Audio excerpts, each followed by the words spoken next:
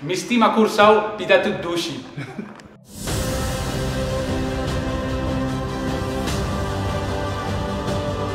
Hallo, goeiedag. Ik ben Steven Hoekstra hier op Curaçao. Met Jong Holland zijn we ons aan het voorbereiden op de CONCACAF Cup. Ik vind het heel gaaf dat ik hier kan zijn. Ik kan nog wel kort wat over mezelf vertellen. Ik ben nu 23 jaar oud. Ik voetbal als aanvallende middenvelder of als spits. En ik kan ook aan de zijkanten spelen. De trainers hebben me al op meerdere posities laten spelen. Ik speel de positie waar ik het beste gebruikt kan worden. Ik heb heel mijn jeugd bij FC Dordrecht gevoetbald. Daar heb ik ook bij het eerste mee gedaan. Op mijn 18e mocht ik voor het eerst meedoen en meetrainen bij het eerste elftal. Daarnaast studeerde ik altijd, dus ik had een beetje twee dingen tegelijk, voetballen en studeren. En ik wist van mezelf ook, ik ben niet zo goed als Messi of wat. Ik was geen wereldtalent dat ik mezelf financieel onafhankelijk zou voetballen. Dus ik heb altijd mijn best gedaan op school.